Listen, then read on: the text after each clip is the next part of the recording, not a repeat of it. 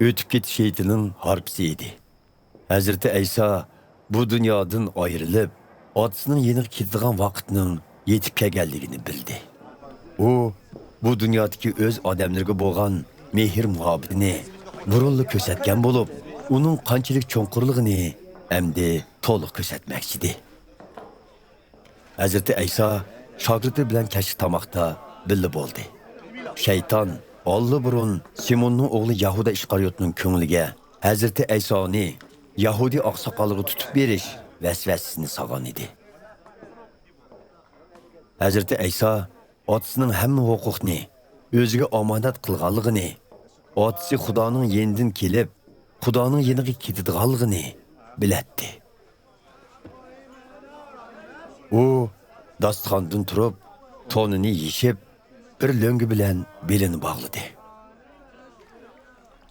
Ondan bir javurga su quyib, shogirdlarning putlarini yuvishga va beliga bog'lan lo'ngi bilan eritib quritishga boshladi. Növbət Simon Petrus kelganda Petrus: "Ey Rabbim, putumni siz yuvsangiz, qandoq bo'lg'ini?" dedi. Hazreti İsa uningga: "Nima qilayotganimni hozir tushunmaysan, lekin keyin tushunasan" dedi. "Men putumni hargiz sizga yuvizmayman" dedi Petrus. "Putumni yumsam, sen men bilan birga bo'la olmaysan" degan javobni qaytirdi Hazreti İsa. Simon Petrus: "Ey Rabbim, undaqda putlarimni emas, qo'llarimni, beshimni yuvaysiz" dedi.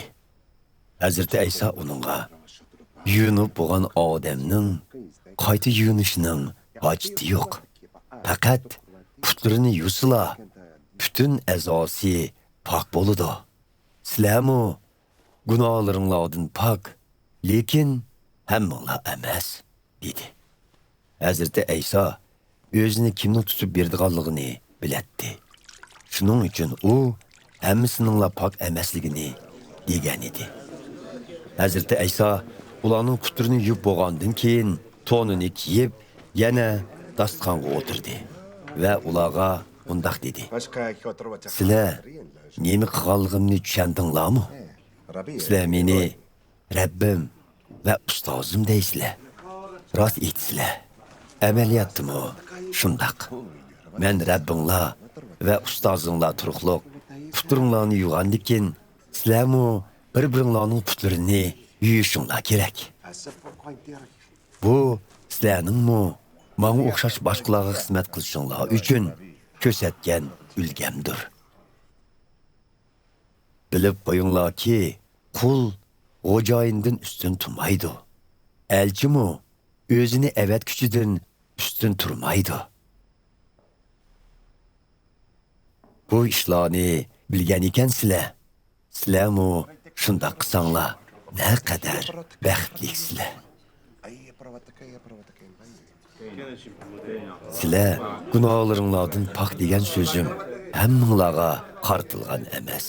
Men talg'alarimni bilaman, lekin muqaddas yozmalarda oldin aytilgan: "Men bilan hamdastxon bo'lib, nenimni yegan do'stim mendan yuz o'rdi" degan bu so'z amalga oshirilishi kerak. Sizlarga bu ish yuz berishdan avval aytib qo'yayki, u ishlar yuz berganda mening menga bo'g'ichi ekanligimga ishonisizlar. Yana shuni bilib qo'yinglarki, men avatgan har qanday bir kishini qabul qilganlar meni qabul qilgan bo'ladi.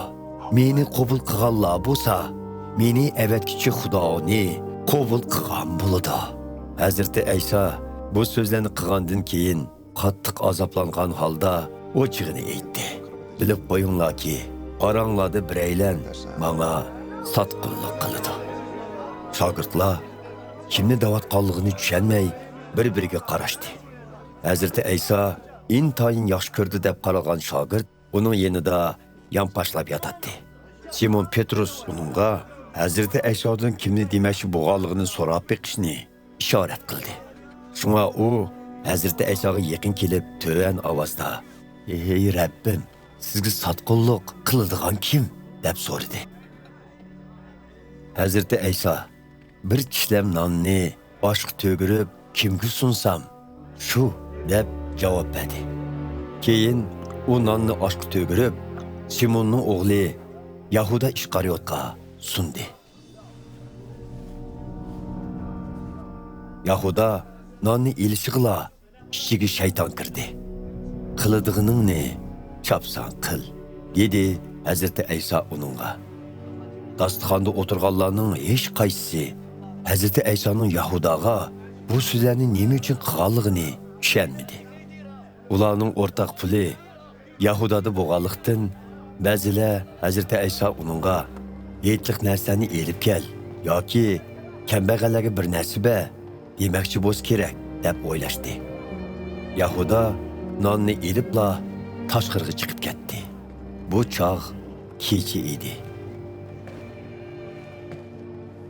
Yahuda tashqariga chiqib ketgandan keyin Hazreti Ayso mundaq dedi. Endi inson o'g'lining shon sharifi ko'rinadigan vaqt soat yetib keldi. U orqali Xudoning shon sharifimi ayon bo'ladi.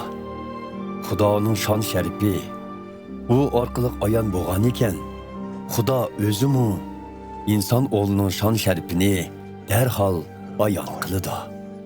Bolalarim, mening endi sizlar bilan birga bo'lgan vaqtim oz qoldi.